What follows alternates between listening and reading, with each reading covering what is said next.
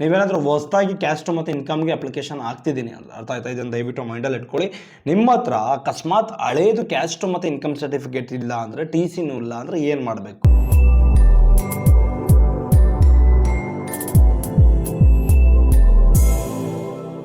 Hello guys, ಆಗಿದ್ದೀರಾ? Welcome to rich research ಚಾನಲ್ಗೆ ಸ್ವಾಗತ, ಸುಸ್ವಾಗತ. ಸ್ನೇಹಿತರೆ, ಇವತ್ತಿನ ಈ ವಿಡಿಯೋದಲ್ಲಿ ಸುಮಾರು ಜನ ಕ್ಯಾಸ್ಟ್ ಮತ್ತು ಇನ್ಕಮ್ ಸರ್ಟಿಫಿಕೇಟ್ ಮಾಡಿಸೋದಕ್ಕೆ ಒಂದು ದಾಖಲಾತಿಗಳು ಏನೇನು ಬೇಕು, ಅದೇ ರೀತಿ ಎಲ್ಲಿ ಮಾಡಿಸ್ಕೊಳ್ಳೋದು, ಅದೇ ರೀತಿ ಎಲ್ಲಿ ಮಾಡಿಸ್ಕೊಂಡ್ರೆ ಬೇಗ ಬರುತ್ತೆ, ಅದೇ ರೀತಿ ನೆಕ್ಸ್ಟು ಅಪ್ರೂವಲ್ ಮಾಡ್ತಿದ್ದಾರಾ ಅಥವಾ ಅಪ್ರೂವಲ್ ಮಾಡ್ತಿಲ್ವಾ ಅನ್ನೋ ಒಂದು ಪ್ರಶ್ನೆ ನಿಮಗೆ ಕಾಡ್ತಾನೆ ಇರಬಹುದು.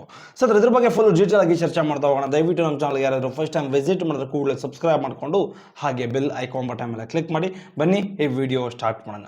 ಸೊ ಅಂದರೆ ಮೊದಲನೇದಾಗಿ ಕ್ಯಾಸ್ಟ್ ಮತ್ತು ಇನ್ಕಮ್ ಸರ್ಟಿಫಿಕೇಟ್ನ ಹೇಗೆ, ಎಲ್ಲಿ, ಯಾವ ಯಾವ ದಾಖಲಾತಿಗಳನ್ನು ಕೊಟ್ಟು ಮಾಡಿಸ್ಕೊಳ್ಬೇಕು, ಇದ್ರ ಬಗ್ಗೆ ಒಂದು ಕ್ಲಾರಿಟಿ ಇರಬೇಕಾಗುತ್ತೆ. ಅರ್ಥ ಆಯ್ತಾ?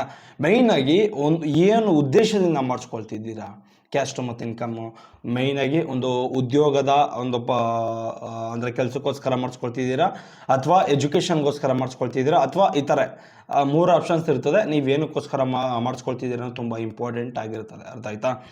ಸೊ ಅಂದರೆ ಮೊದಲನೇದಾಗಿ ಈ ಕ್ಯಾಸ್ಟ್ ಮತ್ತು ಇನ್ಕಮ್ ಸರ್ಟಿಫಿಕೇಟ್ಗೆ ದಾಖಲಾತಿಗಳು ಏನೇನು ಬೇಕಾಗಿರ್ತದೆ, ಮೇಯ್ನಾಗಿ ತುಂಬ ಇಂಪಾರ್ಟೆಂಟ್ ಆಗಿರುವಂಥ ಒಂದು ಕ್ವಶನ್ ಅಂತ ಹೇಳ್ಬೋದು. ಅದೇ ರೀತಿ ಒಂದು ವಯಸ್ಸಾಗಿರೋರು ಇರ್ತಾರಲ್ಲ, ಅಂಥವ್ರಿಗೆ ಕ್ಯಾಸ್ಟ್ ಮತ್ತು ಇನ್ಕಮ್ ಸರ್ಟಿಫಿಕೇಟ್ಗೆ ದಾಖಲಾತಿಗಳು ಏನೇನು ಬೇಕು, ಇದರ ಬಗ್ಗೆ ಫುಲ್ ಡೀಟೇಲ್ ಆಗಿ ತಿಳಿಸ್ಕೊಡ್ತಾ ಹೋಗ್ತಾನೆ. ಸರ್, ಮೊದಲನೇದಾಗಿ ರೇಷನ್ ಕಾರ್ಡು, ಆಧಾರ್ ಕಾರ್ಡು, ಒಂದು ಫೋಟೋ, ಟಿ ಸಿ ಇರಬೇಕಾಗುತ್ತೆ, ಅಥವಾ ಹಳೇದು ಕ್ಯಾಸ್ಟ್ ಮತ್ತು ಇನ್ಕಮ್ ಸರ್ಟಿಫಿಕೇಟ್ ಇರಬೇಕಾಗುತ್ತೆ.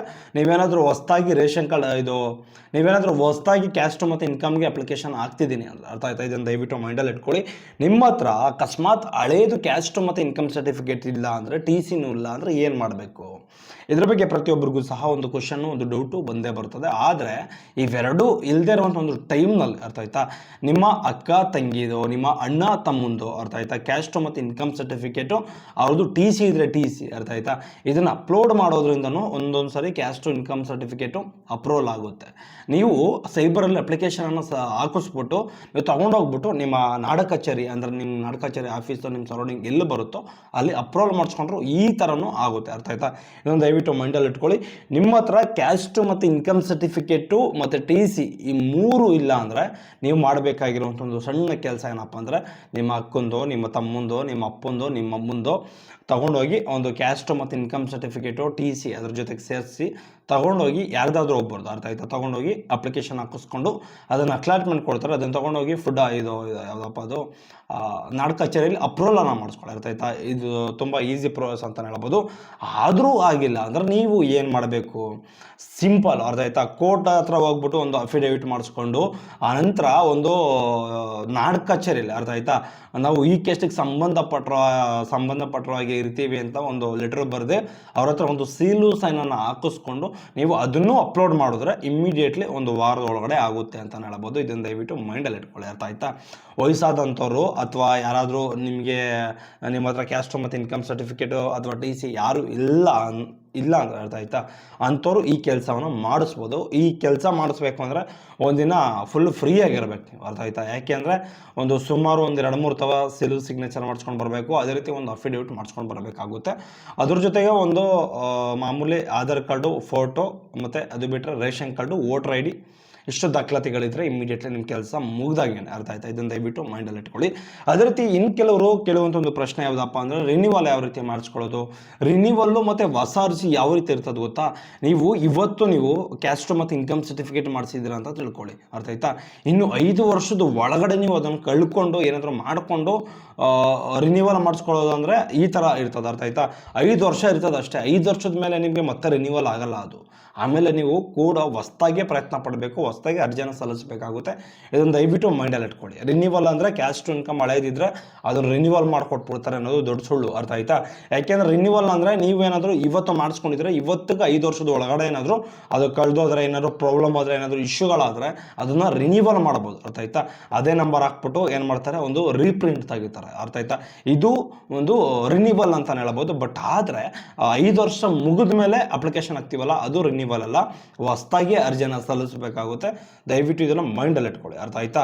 ಯಾಕೆ ಅಂದರೆ ಎಷ್ಟೋ ಜನ ಈ ಪ್ರಶ್ನೆಗಳನ್ನು ಕೇಳ್ತಾನೆ ಇರ್ತಾರೆ. ಅರ್ಥ ಆಯ್ತಾ? ಮೊನ್ನೆ ಯಾವನೊಬ್ಬ ಕಮೆಂಟ್ ಮಾಡಿದ, ಏನು ಅಂದರೆ, ಸರ್ ಇನ್ನೂ 1.5 ತಿಂಗಳಿದೆ ಮುಗಿಯೋದು, ಈಗಲೇ ಅಪ್ಲಿಕೇಶನ್ ಹಾಕ್ಬೋದಾ ಅಂತ. ಹಾಕ್ಬೋದು. ಅರ್ಥ ಆಯ್ತಾ? ಏನಕ್ಕೆ ಹಾಕೋದಕ್ಕಾಗೋದಿಲ್ಲ? ಫುಡ್ ನಾಡ್ ಕಚೇರಿಯಲ್ಲಿ ರಿಟರ್ನ್ ಕಳಿಸ್ಬಿಟ್ರು ಅಂತ ಕಮೆಂಟ್ ಮಾಡಿದ್ರು. ಬಟ್ ಆದರೆ ಏನೂ ಇಲ್ಲ, ನಾಡ್ ಕಚೇರಿಯಲ್ಲಿ ಇರೋದನ್ನ ಕ್ಯಾನ್ಸಲ್ ಮಾಡಿಸ್ಕೊಳ್ಳಿ ಅಲ್ಲೇ, ಅರ್ಥ ಆಯ್ತಾ? ಕ್ಯಾನ್ಸಲ್ ಮಾಡಿಸ್ಕೊಂಡು ಸೈಬರಲ್ಲಿ ಅರ್ಜಿ ಹಾಕಿಸ್ಕೊಂಡ್ರೆ ಇಮಿಡಿಯೇಟ್ಲಿ ಬರುತ್ತಲ್ಲ, ಅದರಲ್ಲೇನು ಸ್ಪೆಷಲ್ ಅದು ಏನೂ ಇಲ್ಲ, ಆರಾಮಾಗಿ ಬರುತ್ತೆ. ಬಟ್ ಆದರೆ ಹಳೇದೇನಾದರೂ ನಿಮ್ಮ ಹತ್ರ ತೋರಿಸ್ತಿದೆ. ಈ ಮೇಯ್ನ್ ಪ್ರಾಬ್ಲಮ್ ಆಗೋದು ಯಾರು ಗೊತ್ತಾ? ಈ SC STಗಳು ಯಾರು ಇರ್ತಾರೋ ಅಥವಾ ಪ್ರವರ್ಗ 1, ಅರ್ಥ ಆಯ್ತಾ? ಇಂಥವ್ರಿಗೆ ಕ್ಯಾಸ್ಟ್ ಸರ್ಟಿಫಿಕೇಟ್ ಏನಿರ್ತದೆ ಇದು ಲೈಫ್ ಟೈಮ್ ಇರ್ತದೆ, ಅರ್ಥ ಆಯ್ತಾ? ಇಂಥವ್ರಿಗೆ ಒಂದು ಮೇಜರ್ ಸಮಸ್ಯೆಗಳು ಬರಬಹುದು, ಅರ್ಥ ಆಯ್ತಾ? ಬರುವಂಥ ಒಂದು ಚಾನ್ಸಸ್ ಇರ್ತದೆ. ಯಾಕೆಂದರೆ ಕ್ಯಾಸ್ಟ್ ಮತ್ತು ಇನ್ಕಮ್ ಸರ್ಟಿಫಿಕೇಟಲ್ಲಿ ಗಂಡನ ಹೆಸರು ಅಥವಾ ಅಡ್ರೆಸ್ ಆಗಿರ್ಬೋದು ಅಥವಾ ಹೆಸರು ಏನಾದರೂ ತಿದ್ದುಪಡಿ ಮಾಡಿಸ್ಕೊಳ್ಳೋದಕ್ಕೆ ಕ್ಯಾಸ್ಟ್ ಸರ್ಟಿಫಿಕೇಟಲ್ಲಿ ಮಾತ್ರ ತುಂಬ ಹಿಂಸೆ ಆಗಬಹುದು. ಯಾಕೆಂದರೆ ಅದು ಹಳೇದು ತೋರಿಸ್ತಾ ಇರ್ತದೆ, ಶೋ ಆಗ್ತಿರ್ತದೆ, ಮುಂಚೆ ಎಲ್ಲ ತೋರಿಸ್ತಿರಲಿಲ್ಲ. ಬಟ್ ಆದರೆ ಇತ್ತೀಚಿನ ದಿನಗಳಲ್ಲಿ ಒಂದು 8-9 ತಿಂಗಳು ಒಂದು 10 ತಿಂಗಳಿಂದ, ಅರ್ಥ ಆಯ್ತಾ? ಅದು ಮಿನಿಮಮ್ಮು ಇದ್ರೆ ತೋರಿಸ್ಬಿಡ್ತದೆ, ಅರ್ಥ ಆಯ್ತಾ?